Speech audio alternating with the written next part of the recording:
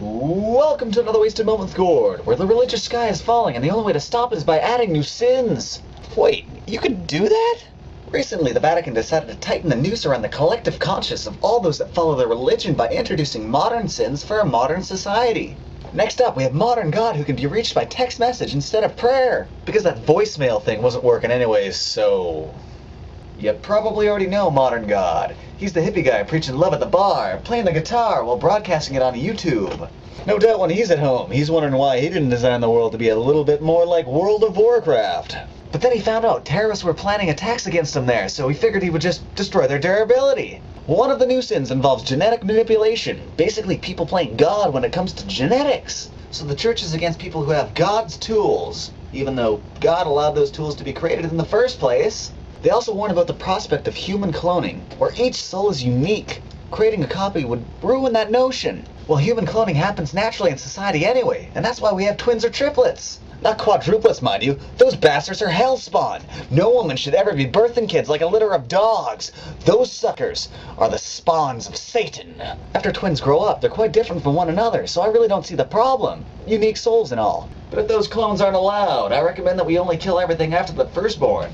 I personally support the idea of cloning people. After all, we could finally grow that second coming of Christ and get that out of the way. But I do think it'd be amusing cloning Abe Lincoln. Think about it. There he is walking around being told to get a haircut and a real job instead of being the President of the United States. Because the first time ended so well. Secondly, they're making it a sin to pollute the earth. If we take this at the same level as other sins like thou shalt not kill, which sort of ties in here, even doing the slightest bit of polluting is against their black book. I guess I'm going to hell for driving to work.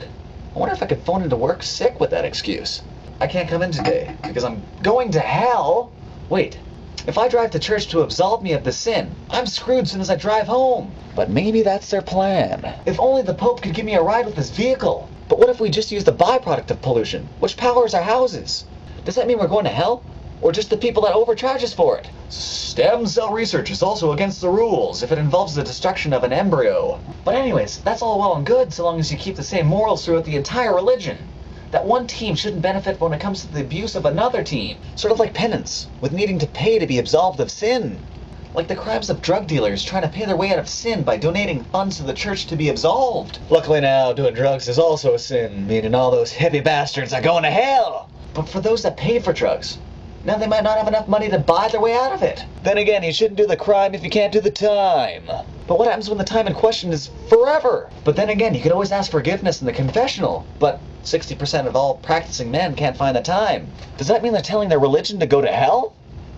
Interesting idea. Some say that a man shouldn't put a question mark where God puts a period. But sometimes that period was put there by a man. Also, the new target for pictures is March 16th, just after my birthday, so keep them coming. I just want another 10 or so. And don't question me why so many.